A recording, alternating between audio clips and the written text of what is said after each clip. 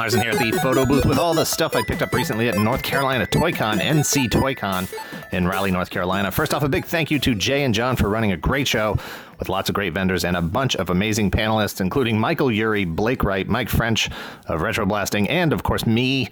I bought some stuff, and then there were also some incredibly kind folks who gave me a few things.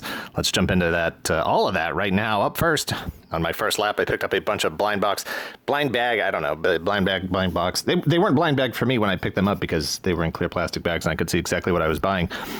Anyway, I just picked out a bunch of stuff that I thought was cool. Some of it I recognized, some of it I didn't. They were $2 a piece, but she let me get all 7 of these treats for $10. First off, we have, I did some research and I'm going to hopefully be able to match these up with the things that I wrote. This back here is Yuji Kiba, a horse Orphnok from Kamen Rider 555. I don't know the lingo of Kamen Rider, so that may be like Kamen Rider 5s. I don't know. It might be 555. Whatever. All I know is this dude had like horse armor. He looked really cool. Tiny little guy. I dug it, so I grabbed it. We have the Mecha or Zord. This is my new pointer here, by the way, that I'm opting with for this episode. This is a... the only kind of pointer I would use on a show of this caliber is the Royal Fine.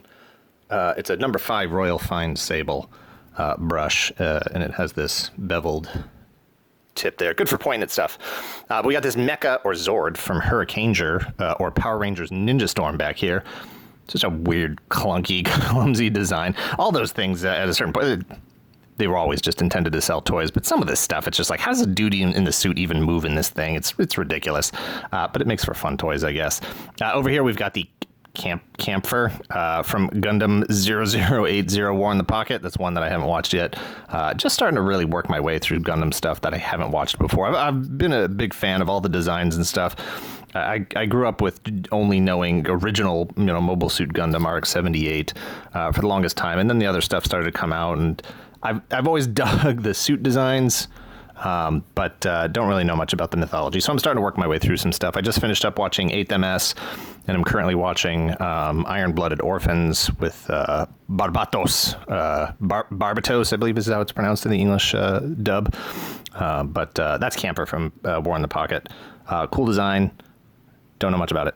Over here, we have Kamen Rider Zenki. Who's really cool. I don't know anything about him, but he's got this guitar axe thing that I don't know anything about it, but it looks like the whole thing's about music and rock and roll, and I don't know if they're like fighting Kamen Rider, Masked Rider guys that also fight with music. Who knows? I'm gonna have to check that out too. As much as I'm not into the mythology of Gundam, or don't know much about it, I should say, I know nothing about Kamen Rider. I know Super 1, and that's about it. But up front here, we have these... I'm going to skip that one, actually. I'm going to come back to that. We have Kamen Rider RX and V3 Plus. Kamen Rider V3, and then, or version 3, whatever. And then this Turtle Henchman guy or something. I don't know if this is just like a sort of a putty, if you will, from Power Rangers, from whatever show. I don't know. I'm going to guess it's from a Kamen Rider show because it was in the same batch of stuff. But this could be from anything. If you know what it is, let me know. I don't know what it is. This suit design obviously was one of the Masked Rider suits that made it over to the U.S. during the whole Power Rangers boom there in the 90s. And always one of my favorite designs as well. So, all right, I'm going to get these guys out of the way here. Beat it, move it. Over here. Oh, this thing's falling apart now. This whole show is just a mess here. All right, so up here we got, this is such a weird thing. It is a Kinnikuman. You may know it as Muscle. Statue. Just a whole bunch of stuff mished together. I don't know everybody's names. We've got the Terry Bull guy up here up front. You've got the little tiny Superboy Kinnikuman guy. You've got the Amazon head looking fish dude. This is the dude with the black hole face. This is like a pharaoh looking guy. This is like a springy coil guy. This piece that just came off in my hand is like a spike-headed dude. This isn't going to work now. Hang on. Please hold. Hold, please. There we go. We have this... my pointer almost matches this thing. We got this spiky-headed dude. I don't know any of these guys' names. Oh, and this rocky mountain-shaped guy. I was just like, oh, cool, translucent plastic, and I grabbed it. And I didn't even really know what I was grabbing at first. I thought it was Kinnikuman related, and I was happy to be right, and that thing's a pretty cool thing. And I had to actually like kind of put it together because all the pieces had fallen apart. But also over here, I'm spending way too much time on this. Also over here, we have this Nichols. I don't think I've ever mentioned this on any of our shows or anything, but I actually collect vintage cap guns as well. So this is like an old probably 1960s. Might be 50s though. It's a Nichols Cap Gun, and it is tiny. You can obviously see that, you know, these figures are super tiny, and this gun is super tiny. It's basically like a one-shot cap gun. I have larger versions of these, but I saw this, and you know, for $10. What did I say I paid for all this? $10 for all this? Yeah, I was more than happy to grab that, because I probably would have paid like $5 just for this gun by itself. It's in really good shape. It would probably still work if I put a cap in it. And then the last thing we've got here is it's missing a screw. But I'm pretty sure I can find a screw that'll fit that. You know, it's probably the exact same screw like these two. I could probably find something to fit that if I don't have anything in a bin already. It's just super shiny and clean and really good condition. I was glad to grab that. Also on that first lap around the show floor, there was a table selling a bunch of Toy Biz Lord of the Rings stuff. The figures are super detailed, but I don't really collect them necessarily. Mrs. Toy Galaxy, though, is a huge fan of the film, so we do have a few of the key characters. But this was more about getting those 6-inch scale horses and mounts. Here you've got the Deluxe Beast and Rider sets. This is the Sharku with Warg Beast. I guess Sharku is probably his name or whatever. The thing that always bugged me about these figures, great detail. Great detail. You know, this is back during Toy Biz's heyday. Marvel Legends were booming and stuff. But there's always something about it. And these aren't as articulated as the regular Lord of the Rings figures. It's a bit more limited. In fact, this one doesn't even look like he's got hips or anything. Maybe it does. He's got the V crotch there. You know, no ab crunch, but forget the figures. It's not even about the figures. It's about these 6-inch scale beasts. You know, this guy's going to look great in pictures with all kinds of, you know, monster characters and werewolf characters, or just threatening, you know, different heroes or whatever. And then over here, of course, we've got the ring wraith with the horse. I think I may have another ring wraith or two somewhere. I mean, look at this, cloth goods and stuff. They weren't the most posable things, like I just said, but this horse is super sharp. Noticing now that he's got a little thing there. He's probably got like running action or whatever. Ring wraith with sword slashing action. And horse with light up eyes and galloping action. I'm not interested in the galloping action, but light up eyes, that's gonna be cool. I'm probably gonna have to. Yeah, I'm gonna have to put a new battery in that, because that's not working. But that's okay, because it's never been used, and I'll be the first one to. But unless that battery leaked, I'll be very disappointed. Anyway, super cool to grab those. I don't remember what I paid for them. I remember getting a good deal though, and not being concerned with it, because I was responsible and I had saved up money, and that's why I was there, was to hang out with people and buy toys, and that's what made it a really fun weekend. And after spending some time at my table, I went back out for another round, and when I saw a table with both Black Series and Marvel Legends, and not just Black Series and Marvel Legends, but Mace Windu and Mysterio, and this was still early in the day, early in the show. Wow, we are not framed up properly for this. I'm going to talk as I reframe. Not only did they have both of these figures, but they had them for reasonable prices. And I say that with respect to the fact that it was at a show. I think I paid $25 a piece for these, and I would do that all day long every time. Hopefully Hasbro's not listening to this, because I really don't want regular prices to go up to $25. But as far as buying them secondarily, because they were mint in package when I bought them. But buying from a vendor at a toy show like that, I have to assume they ordered them from, you know, they ordered them online. They're marking them up a couple of bucks, and I get that. And it was really just about Mysterio. I never saw anywhere. This, of course, is the white head, white skull, easy to remove helmet version. Hang on, there we go. This is the white skull version, as I understand it. They made both a green and a white, and man, it's just so cool. And I feel bad that I didn't have this figure last year, because he probably would have made top 10 figures of 2018, and I know he made a lot of people's lists, but I couldn't consider him for that list because I didn't own it, and I didn't want to be able to I didn't want to rank it if I hadn't actually, you know, seen it. It was about the top 10. Whatever, I'm getting off track here. This figure is awesome. This figure is awesome. Great prices. The photorealistic, the photo printing on these figures now is just absolutely sick. And Mace just looks so good. It's such a great figure.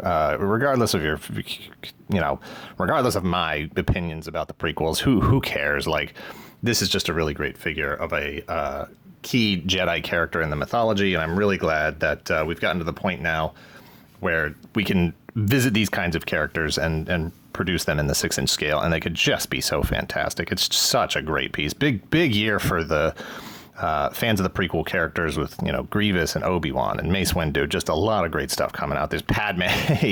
So much good stuff coming out this year. But the biggest thing about it, I was just so psyched to grab both of these because I had never seen Mysterio in my area to grab him off the shelf. And I'm guessing I'll probably never see Mace either. And after spending a little bit more time at my table, greeting some folks, saying, hey, it was back out, and I grabbed, first off, I grabbed this incredibly awful Matchbox Top Gun carded F-14 from 1998. It's swing wing jet. It's a F-14 Tomcat, and it's the crappiest crap version of this kind of airplane that Matchbox could make. It has these giant training wheels on the bottom of it that, I remember getting this, not this Top Gun version, but I've as a kid, I had multiples, and my younger brother had multiples of this F-14. And the first thing I would do is go grab my dad's pliers and just rip those wheels right off of this thing without a second thought. The wings do sweep, in sequence, but I'm a big fan of Top Gun. My dad was working on these kinds of airplanes, so I was living this life. I was seeing these airplanes up close at the time this movie came out, and I thought I was Maverick, and I was going to be Maverick and be an F-14 pilot. And, I took a different path, and there's no regrets there, no regrets. I'm happy with where I landed. But this thing, I had never seen it before. I didn't know it existed. And I was just psyched as all get out to grab that nonsense. And then, of course, we got the same dealer had this Benicio del Toro Wolfman from Mezco from 2009. There's I think they did 3 different versions of this figure. They did this one, the clean version. They did the open mouth bloody version, and then there's a 12-inch open mouth bloody version. I think that's the one that comes with the medallion. Ooh, and it also comes with a real cloth shirt and vest. Fancy. This figure I was really psyched to see. 1, it's just a cool Wolfman figure. 2, this made our top 10 best werewolf action figures list. If you haven't seen that video, check it out. Partially because it also it looks like Han Solo. If Han Solo was going to become a werewolf, there you go. I mean, that's pretty much what it would look like. And then one of the other events that was going on at, it was a scheduled event, which I don't know if other toy shows have done this. I've never seen it at a comic or toy show before. That said, I haven't been to all that many comic or toy shows, but they were having a Build-A-Figure part swap, and it had been advertised. They had marketed it that way, so we made sure to bring Build-A-Figure pieces because we were hoping to complete some figures that we needed some parts for. When I say we, I mean Mrs. Toy Galaxy and I.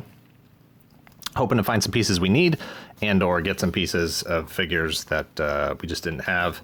And, make sure that the pieces, the doubles that we had in our collection got into the hands of people who needed them. So I had a piece or 2 of this. I was able to acquire another piece or 2. I think I only had 1 leg for SPDR here, SPDR, however it's pronounced. So I almost completed that whole thing there. I just need to get that last left arm. And then Space Venom, I think I had 2 pieces and picked up 2 pieces. Obviously, all I need at this point is that leg, but it was really cool, and I really appreciated that they had that kind of event. Everybody, it didn't seem like anybody got sharked out of a piece or something, and most people had the same doubles. A lot of Ultron, Build-A-Figure parts, MCU Ultron, and a lot of just similar stuff. But I was pretty psyched to get these pieces and be this close to completing 3 more Build-A-Figures. And since I was sitting right next to Blake Wright he's the author of the Toys That Time Forgot. I think this was a Kickstarter a year or 2 ago. I probably should have looked this up before I started. 2017. So this was a Kickstarted book, obviously successfully. And I believe, if I'm not mistaken, he just successfully kickstarted Volume 2 as well, which I will have to make sure I get a copy of that. Fortunately, he had mentioned that he was bringing copies, extra copies from the Kickstarter to the show that were going to be for sale. So I was pretty excited, having missed the Kickstarter, that I was able to pick these pieces up from the show. And, definitely check him out. Follow him on Twitter at Blake_E_Wright, WRIGHT. And if he's got any more copies or anything, perhaps you will be able to purchase a copy directly from him. A lot of great stuff in here. Blake's a heck of a historian when it comes to toys. I definitely have a lot to learn from him, and a lot to learn from this book. Just a lot of old toy lines that planned, didn't get made, fell through, got canceled, what have you. A lot of great stuff in there. I haven't had a chance. I've flipped through it a few times, but I haven't had a chance to actually go through and read it. So I'm looking forward to being able to do that soon. And the rest of the stuff here is just thanks to a lot of very generous people who there's no way to put it. They gave me stuff, and I appreciate it. These are gifts. And thank you very much to everybody who thought of me, who came out to see the show, who were nice enough to do things like this. Mike from the Star Wars store, he is ncstarwarsstore@gmail.com. He's on Facebook. Check him out. Hooked me up. First thing that happened in the show, I got there, set up, and I was basically sat right next to him. His booth was right next to me. He's putting out vintage Star Wars stuff, and I was like, hey, I need to talk to this guy. And he was like, hey, I have something for you. So this was pretty awesome, because this is Boba Fett number 450 in the Boba Sett. So pretty excited to get that. He's in real good shape. He's not the tightest figure, but he is beautiful, and I love him. And he's back home in the Boba Sett where he belongs. And then also from Jamie Earl's Photography, he is on Instagram, Jamie Earl's Photography. Check out his feed there. We recently did two Battle of the Planets or Gatchaman related videos, history of Battle of the Planets and history of G-Force, both descended from Gatchaman. And I mean, this is the Phoenix, and this thing is just super sharp. I wish it was bigger, but God, geez, just the design of this ship is just so iconic, and it's just never. Just don't ever redesign this thing. Just if it ever gets on the big screen for reals, just make it look like this. Any animated version, it should just look like this. And the cool thing about this is that if you take off this little piece from the jet, this whole Phoenix part snaps on. Very, very simple, very easy. It just snaps right on. Hang on. Snaps right. There we go. And then the tail goes here. And then you just have the fiery Phoenix mode, and it is so great. I don't know what this is from. I know there were some figures released by Diamond Select. I don't know if this is part of those. But man, I love this thing, and it was such a delightful surprise to get this piece.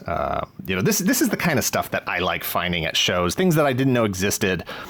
Things that I've never seen before that just fall outside the realm of, stuff that's available currently. I like getting the Mace Windus and the Mysterios, and obviously I'll never, ever be disappointed to get something like a Boba Fett or find that at like a toy show. But this is the kind of stuff that you just, it keeps that fire. It keeps the fire burning of, collecting stuff. It's a giant Firebird. Anyway, just thank you very much to both Mike and to Jamie Earl's Photography. And before I go any further, I just want to apologize if I get any of this stuff wrong in this section of this video.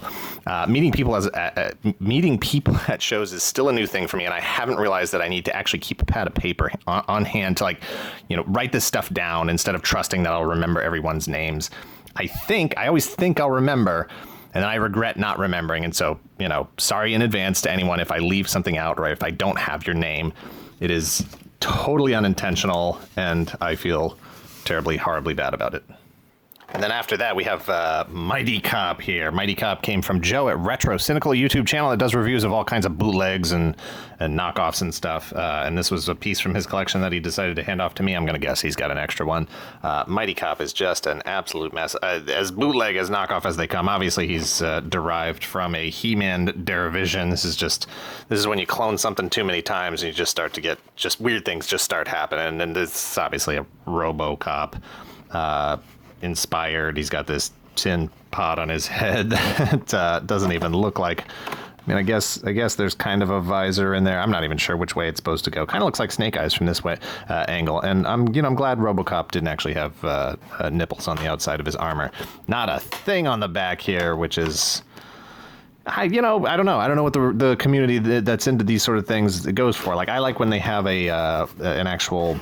Something, who are the other figures in the Mighty Cop line here? That's what I'd like to see. But this is just a mess, a beautiful, beautiful mess. I guess this actually is. This actually is not that far off from what he actually looks like. That's kind of what that helmet looks like on the other side. All right. Little bit more. You get 1 point back, Mighty Cop. A little bit of credit. Yeah, so check out Joe's channel there. He's got some cool stuff. After that, we got Chuck gave me these 2 import Thundercats blind bag figures for obvious reasons, not just because they're Thundercats. Mumra Lino here from the 2000 something reboot. It's because they're translucent, and I believe he said these are European exclusives. I'm not 100% sure. I don't know what line they came from or who made them. But they're cool and they're translucent and I dig them and thank you very much. And then I'm pretty sure all 4 of these items came from Adam. This is why I put that disclaimer up front, because I'm not 100% sure and I feel bad. And then this is a lesson that I'll take forward and we'll learn from in the future. But we've got a Boba Fett sticker here that's probably going to go. Heck, I don't even know. I don't even know where I'm going to put it. I thought I had maybe I'll put it on my. It'd be weird to put it on my. I'm not putting it on my car. We'll see. I don't need, that's not a decision I need to make right now. But we've also got the G1 re-release here, reissue of Hot Rod in the G1 packaging. Are these things dated 2017? Okay. I haven't actually looked at these very much myself, so I don't really know. I'm not the target market for this, but I super dig this, and it's the kind of thing that I won't take out of the package. I'm open stuff, play with it, whatever. I do have an actual G1 hot rod, so I don't need to do any kind of comparison or anything like that. I appreciate this, the way this has been presented like this. If anything, this will end up on the back shelves behind the videos and stuff as a little bit of space filler there. But that's cool. We've also got the first edition Mobile Suit in Action RX-78 Gundam, who I love and is my favorite. He's not my only favorite, but he's my first love and my favoritist of the favorites. He's like Boba Fett, where you just are Snake Eyes. He's graduated to Hall of Fame status, and you don't even need to rank him anymore because he's just so far ranked out above everybody else. It doesn't even matter. There's no competition whatsoever. This was the first version of the MSIA before they improved the articulation, improved the plastics and stuff a bit. These arms were always popping off. The hips were always popping off. But for me, this was such a key piece because it was only available at like specialty stores. Like for the most part, I could only get them directly from my comic shop at the time. And then places like Suncoast, if you remember Suncoast, or, Electronics Boutique or GameStop, those kinds of places. But it was really Suncoast or my comic shop are the only 2 places I can really remember getting these for a while. And they were imported and they were in the Japanese packaging. And the Japanese releases had more detail on them. And sometimes they had battle damage, whatever. And there were a couple of variants. But, oh man, it was such a great time to be collecting these figures because there had just been nothing Gundam related in the United States ever. And having lived there from, in the early 80s, when these things started to hit, I think it was the mid or, it would have been early to mid 90s because then Wing hit and then all this stuff got imported anyway and repackaged for the US market. But God, it was just so nice to have Gundam stuff out on the shelves and to be able, or not even just out on the shelves, just anywhere that you could go and purchase it at a domestic location. It was so cool. So we had the Gundam, the sticker, the Hot Rod reissue, and then of course Boba Fett number 451 in excellent condition. A little bit of discoloration there, but just slippery. Just absolutely beautiful. I love them all, and we are on the downhill side to 500 there, and that's getting intimidating. Over here we've got I don't remember. This is another one. I apologize. I do not remember the name of the person who gave me these 2. We have the glow in the dark Ghost from Kenner's Ghostbusters series. I don't remember who he came with. And then this guy whose name I just forgot again from Monsters, Inc. A translucent figure, obviously. Looks like he has a skeleton on the inside of him. And guts and stuff. That's pretty cool. Not sure if he was just the standalone, single issue figure, or if he came in a package with somebody else. But that's cool. And then again, man, I am just striking out here on the credentials and the provenance for this stuff. As soon as I finished my panel, a very generous person came up and said, "Hey, I custom paint figures," and he offered me a couple of choices. He was like, "If you want to have one of these, I'd be honored," and I said I would be honored to have one. So I think it was this and an Iron Man, and I think there was one other piece in there, maybe a Halo figure. But I went for the Groot, and this is this I think it was only issued as the Entertainment Earth exclusive piece, repainted. So I have the regular Build-A-Figure version, so I grabbed this one. And I like what he did here with all the paint details and everything. But hey, if I feel really bad about not remembering who gave this to me, so if you're watching this video here, please let me know in the comments down below so that I can say thank you properly. And if you have like an Instagram or something, let me know so I can tag you over there as well. Ian and his daughter were way too kind. His daughter's name was Autumn, and he actually, Ian was one of the ones that the Build-A-Figure pieces I got. Most of them came from him, and I was like pulling together all the Build-A-Figure pieces I had. I was like, please let me give you something. Like, even if you don't need these pieces, please take this stuff. Like, I need to give you something back in exchange for all these things you're giving me. Because, you know, he was just like, hey, do you need the entire Kingpin Build-A-Figure wave? And I was like, you know, I already have Night Thrasher, so I don't need the whole wave. And he was like, oh, okay, well, you know, here's the rest of them. I was like, what? Are you kidding me? So yeah, so he just, you know, he hooked me up with the entire wave of figures. And I was like, okay, cool, awesome. So, and I thought he was just giving me the figures, and then I look, and I'm like, oh, holy crap, look at this. All the Build-A-Figure pieces are in here, so, you know, I did complete a Build-A-Figure this weekend. I got Kingpin, and that, I'm just stunned. It's incredibly generous. I keep saying that, but I keep meaning it, and it's the truth, and, you know, I'm excited to be able to put that together. Puma, Night Thrasher was the one I wanted most out of here. Obviously, I said I already grabbed him.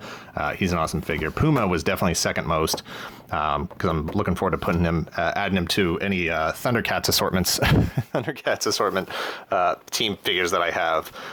Really impressed with that head. That head is super sharp. And the rest of them I haven't really looked at yet. I haven't put Kingpin together yet. But as if that wasn't enough. They come back, and Autumn says, hey, there's something else we'd like to give you. How about you go ahead and take this 12-inch Kenner vintage Boba Fett? And I was like, yeah, I can do that. I can give that a home. I can take care of him for the rest of his life. For the rest of my life, he's going to outlive me. But, you know, rangefinder intact. He's got some classic melty, gooey plastic here. Happens sometimes on these things. You know, this burn here, but you know, this is the kind of, how many times do I have to say, I love this stuff. I love the wear and tear. I love the way these things look. I love knowing that they had a life and some you know, the battles, and they've seen all this stuff, and this is just fantastic. And I don't actually currently own one of these right now, so this is my vintage Kenner 12-inch Boba Fett in my collection. So thank you again to both of you, Ian and Autumn. Check out Ian's Instagram at Frankenstein_Ian for his collection pics. You know, one of the great things about being at North Carolina ToyCon, that was my first experience doing anything like that. To be at a show, you know, so toy-centric, focused only on toys. With a great bunch of people, great guests, great vendors, and to be able to have the show, to have Toy Galaxy at the point where it is right now, to be able to meet so many people who are fans of the show, and just, you know, to be able to talk to people about what they're collecting and what they like, and all this stuff, and just to be able to share in that with everybody. This was my first experience being able to do that. It was the first time doing a panel, and just to meet the different kinds of people and see how they, you know, how the show is, you know, how they're involved with it and what they want to be able to give back. So Grant here ended up being a big fan of Battle Beasts after watching one of our episodes and getting into that line. And as we were standing at the table talking about it, one of the other vendors happened to overhear us talking about Battle Beasts, and he came over and was like, hey, I've got 2 Battle Beasts here. Somebody else bought the whole bag I had this morning. These 2 got left behind if you guys are interested. And so I thought he was like giving them to us, and I was like, oh, hey, awesome. And then he was like, yeah, $2 a piece. And I was like, what? And then so I was going to buy them, and then Grant bought them, and he gave me this one, and I was like, no, you keep them both. And he's like, I already have that one. And I was like, I already have this one too. And he was like, you keep it. And I was like, all right, fine, I'll keep it. So Grant got one, I got one. Anyway, Grant also brought 2 things to the show, 2 very generous gifts. I got to find some other words to say. I just don't know what else to say. That's what I want to say. They're just so very generous and nice and kind, and good God. Anyway, this is Boba Fett number 453. Look at this dude. Loose as everything. He's missing his rocket. He is faded. He is scraped. He has almost no paint left on his armor. His thumb has been chewed off. His fingers are warped. There's just not going to stand. He is in the running for easily top 3. That's not true. Top 5 worst condition. There's one that doesn't have a head, and number 1 will always be the worst condition one. I think it's just a mess. But this thing's gorgeous, and so he's 453. We'll go back to 452 in a minute. Spoiler alert. But just an awesome, awesome piece. And then, you know, going a step, 10 steps beyond anything I could possibly have imagined that somebody would be able to do for me, to give me. Grant put together this this Spider-Ham action figure, clearly marked no accessories, 5 points of articulation. It comes with a Invisible Man Build-A-Figure piece. This is, check him out on Instagram, Carolina Cool Cat, made in North Carolina. Some poses require additional, but this is just one of one. It's an amazing, amazing piece. He hand sculpted this. It is fully articulated. Spider-Ham action figure. It literally has more articulation than the Hasbro Build-A-Figure. And, you know, when I asked him about it, I was like, oh man, you know, I can't open this thing. I don't want to take it out of the package. But he did say that he stapled it in such a manner that I could, if I wanted to, work it out of there. But I'm not going to. I think this is too important. This is too unique, too special.